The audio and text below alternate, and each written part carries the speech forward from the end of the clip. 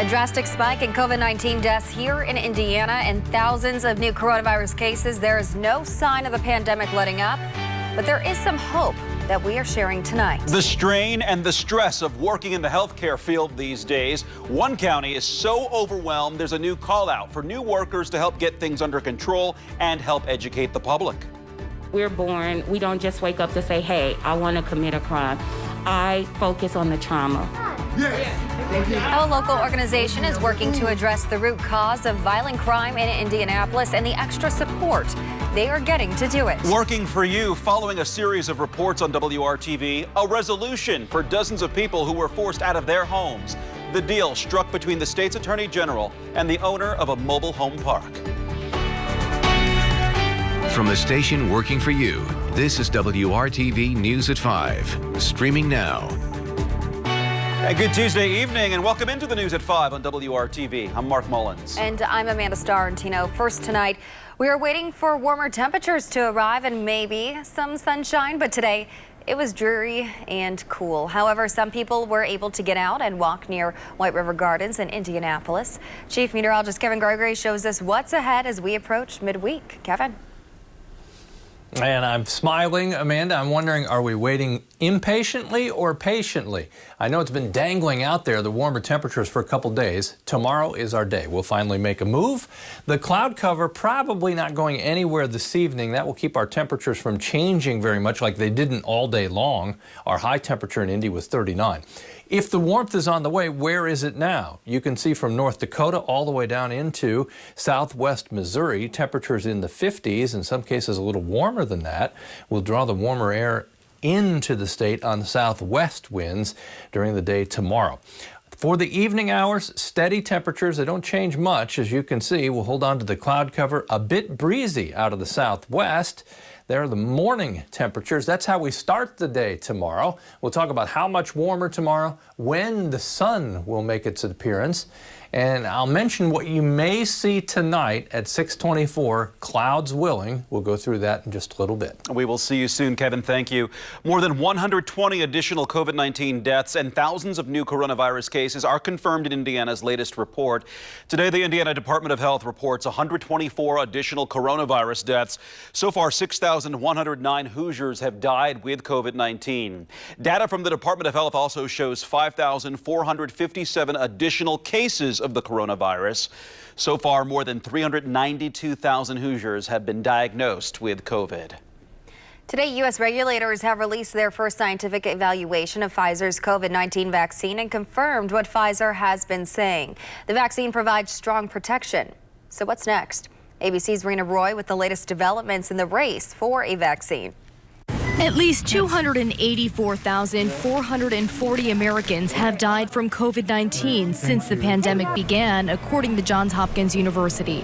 One of the victims, 46-year-old police officer Titus Moore of Chicago, laid to rest today after 14 years on the force. He absolutely loved being a police officer. He would do anything for anybody. Nationwide, COVID deaths are up 50% since just last week, on the rise in nearly every state, including Arkansas. We can't lose our focus as we go into the holidays, post-Thanksgiving. We've seen the surge. We don't need another one around the holidays. In Johnson City, Tennessee, one hospital is starting to use a mobile morgue truck to keep up with hospitalizations and deaths there. As of December 3rd, nearly 1.5 million children have tested positive since the pandemic began. Health experts urging people to keep following safety precautions. Without substantial mitigation, the middle of January can be a really dark time for us. This as states finalize their vaccine distribution plans, with emergency authorization possible for Pfizer's vaccine by the end of the week here in the U.S. It's already gotten the green light in the U.K., where vaccinations began today, starting first with 90-year-old grandmother Margaret Keenan. Feeling good. You look well. I was a little bit nervous, but now it's going away. In its first analysis, the FDA says the Pfizer vaccine does appear to be effective, regardless of race, ethnicity, or gender, adding there were no specific safety concerns identified that could prevent emergency authorization. The FDA will publicly debate two main questions in its hearing on Thursday: whether the vaccine is in fact effective and whether the potential benefits outweigh any risks. Officials say the vaccine could be authorized for use just 24 hours after that. Rena Roy, ABC News, New York. Local health officials are overwhelmed right now with testing, flu shots, and complaints about COVID violations. That's especially true in Indiana's smaller counties. WRTV Chief Investigator Rafael Sanchez finds Shelby County is now hiring help to educate the public and enforce the rules. Shelby County is seeing its own spike of COVID cases. The health department, understaffed and focused on testing, is unable to handle the complaints from the public asking to investigate those not wearing their masks or not being socially distant. My nurses are busy doing the testing, flu vaccines, regular vaccines, adult vaccines, kids. So our challenge is I'm on the phone all day. I have no one to really send out in the field right now. Please don't go out. So he's turning to these guys with Security Pro 24/7. The company is currently working with the Monroe County Health Department on compliance. This is our fourth weekend in Monroe County that we just finished up. We do Thursday, Fridays, and Saturdays. And we also do some sporadic things throughout the week for them. But it's going really well. Again, it's all about education and getting people to understand why we do what we do. As part of their uniform, this is the shirt that compliance officers would wear with the county logo when out on the job in Shelby County. By raising its hand and seeking help, the Shelby County Health Department is hoping that this effort will take them down a road with less COVID cases and fewer COVID deaths. You need to help us out on this because your own self and your grandparents and that all we're seeing deaths. We were at 19, now we're at 61 in a matter of a couple months. That was Rafael Sanchez reporting. The Shelby County Health Department will use the service this month through January 31st. This contract could cost about $20,000. The compliance officers will also be able to write tickets if necessary. Their goal is to enforce the rules by getting businesses to comply. The county says no one wants to pull a business license.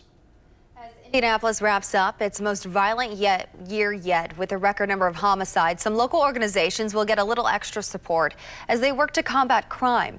$2.2 million in violent crime reduction grants are being awarded through the Central Indiana Community Foundation and City County Council. WRTV's Megan Singh-Torum takes a closer look at one of those recipients, the Makeda Lavelle and Trip Outreach Center. Inside this building on North Sherman Drive, LaShawna Triplett and her husband are working to change lives by providing a safe space for kids. We provide academic support for youth that are struggling in a traditional setting, whether it's being suspended or pending expulsion. One of those students is Derek Fuller Tucker. Before I came here, my grades was kind of bad, and I played basketball, so I needed to get my grades up before I could play. But Triplett says sometimes it's about more than just the grades. Give me some.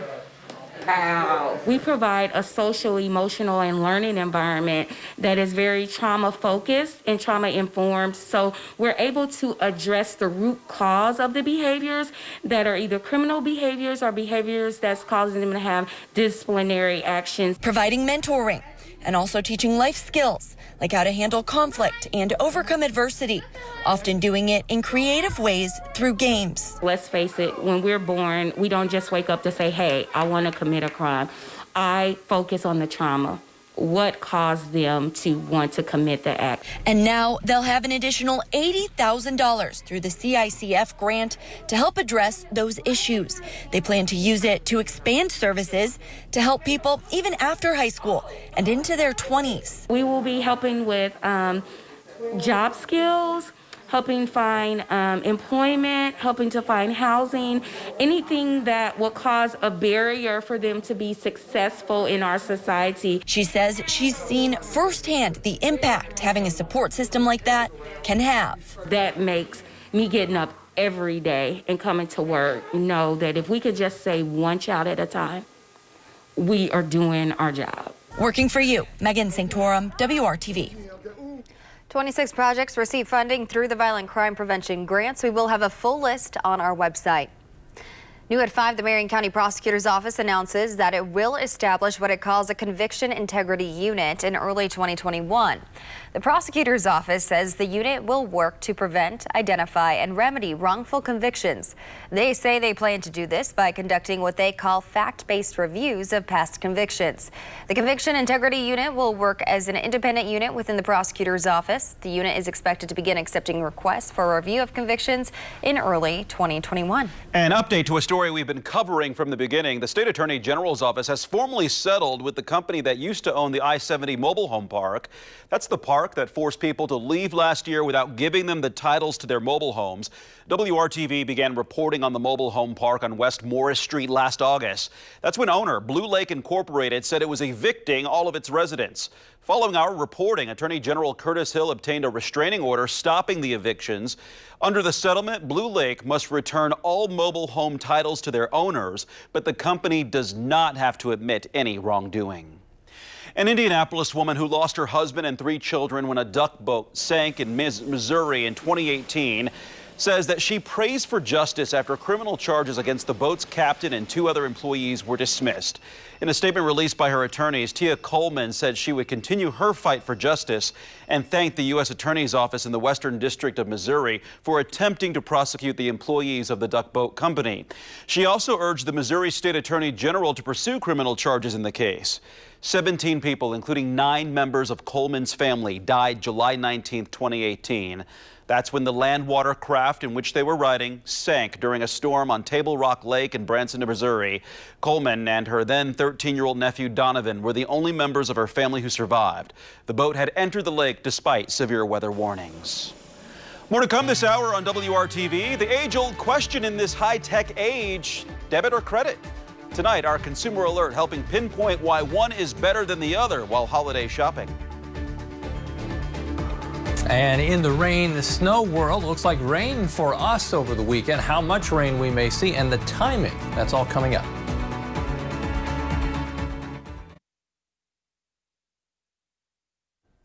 Welcome back to the news at 5. We are all trying to figure out how to get our holiday shopping done on time, but a warning before you pay with a debit card. Consumer reporter John Mattery shows us why going with a debit card can be so dangerous so you don't waste your money. A caution as you rush to finish up your holiday shopping. One woman learned why paying with a debit card online may not be the best idea. Patricia Babin found a great deal on Amazon, grabbing a 55-inch HD TV for just $283. But it appeared that either Amazon or her bank grabbed her money twice. It looked like, at first, a double charge. It turned out to be a pre-authorization hold for the TV's cost, which left her card down over $600. So I expected the pre-authorization to drop off. Yeah. Well, it didn't. So she called and learned that authorizations on debit cards can take several days to be returned. I think that's wrong. This is a common problem for people who use debit cards, and it's not just limited to Amazon. It happens at other retailers and especially at gas stations. It was this pump? It was this pump. Last year, Sherry Renfro pumped $47 worth of gas, but her debit card was hit with a $125 hold. No money on it, which I knew I had money on it. Business Insider suggests you don't use debit at gas stations because of skimming scams and because stations put a hold on the card. At hotels, because the desk may pre-authorize $400 on your card. On a rental car, where the rental firm may hold hundreds of dollars until you return the car. If that had been out of your checking account, that could have really hurt you. It could have messed up my house payment. It could have messed my utilities payments. Amazon says it's actually the bank, not Amazon, that reserves the funds until the transaction processes. But Patricia says she's going to use a credit card for the rest of her holiday shopping. One last reason not to use a debit card. If there's any error, you have to fight to get your money back. As always, don't waste your money. I'm John Mattery, WRTV. I feel duty-bound to tell you about this. I think it's going to be tough to see, though. The cloud cover is our major opponent to seeing the space station flyover tonight. Otherwise, it would be a perfect flyover because it'll last about 6 minutes. but just give it a chance. All weather is local, I like to say, so maybe you have a little hole in the cloud cover at your house. 634, look low on the west-northwest horizon. You'd pick up a steady white light. It'll climb to well above 60 degrees above the horizon before disappearing southeast at about 640. Again, clouds willing. Clouds but no rain, and there are a couple of thin spots, but these are what we call stratus clouds. They're layered clouds. You won't find one taller than another, just kind of spread out horizontally covering the sky. They're unlikely to break up in any substantial way.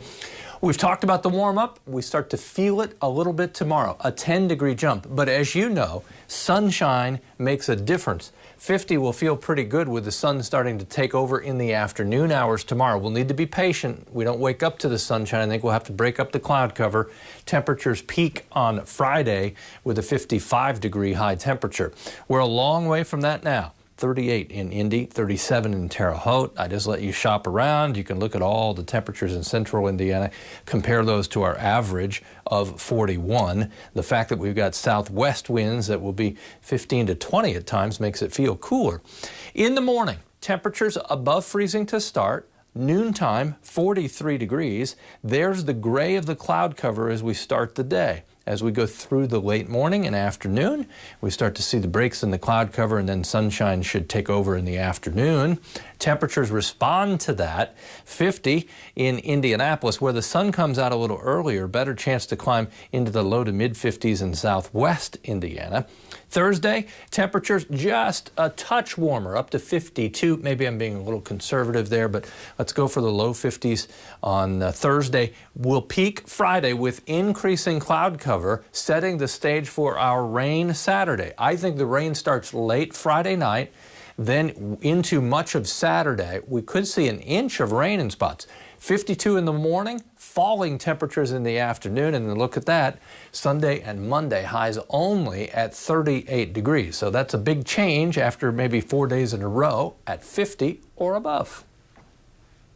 All new at 5, huge news in college football. Michigan has canceled its annual rivalry game at Ohio State because of the COVID-19 outbreak within the Wolverines football program. Michigan says the decision was made after discussions with medical professionals, athletic department staff, athletic trainers, and doctors. Ohio State is undefeated but has only played 5 games. According to Big Ten rules this year, a team has to have played 6 games to be eligible for conference championship games in Indianapolis. And in theory, since Ohio State has not played 6 games, that would mean the Big Ten would take the team with the second best record in its East Division to play in the conference championship game. And right now, that's IU, which has played 7 games so far. However, there has been some talk about the Big Ten amending the rules to give Ohio State a chance to play in this championship game. Nothing is official yet. We will monitor the situation and let you know how this all evolves. And Purdue says it canceled today's football practice to evaluate the results of recent COVID-19 testing. The Associated Press reports athletic department officials did not provide any more information. Of course, this comes ahead of the Old Oak and Bucket game between IU and Purdue, which is still scheduled for this Saturday in Bloomington. The annual ACC Big Ten Challenge is underway in college basketball, and right now the Purdue Boilermakers are in action against the University of Miami Hurricanes. The game is being played in Miami. Purdue is coming off a very close game at Mackey Arena against the Valparaiso Crusaders. The Boilermakers won that matchup 68-61 last Friday, and right now the Boilers are trying to build off that win and get a victory against Miami. The game tipped off at 5, so it just started. We'll have highlights tonight on the news at 11. And tomorrow, the IU men's basketball team will take on the Florida State Seminoles in the ACC Big Ten Challenge in Tallahassee. Florida State is a ranked team and presents the challenge for the Hoosiers. However, IU defeated Florida State last year in Bloomington 80-64. This should be a good matchup. Tomorrow's game tips off at 7:50 p.m. Today marks 40 years since the assassination of John Lennon. The impact his death had on people here in Indianapolis and what they did to forever immortalize this legendary Beatle.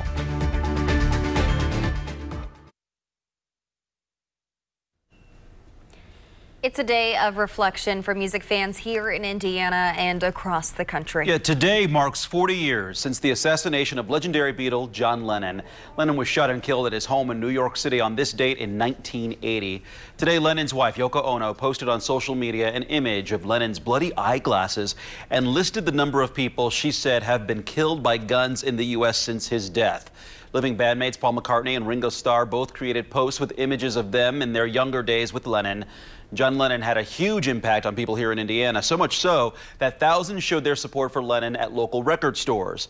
We look back tonight at WRTV's A Segment from 1980. Assume it has an impact on people's lives and they decide that some way to express their problem is, or their feelings about this, is to go out and buy the records.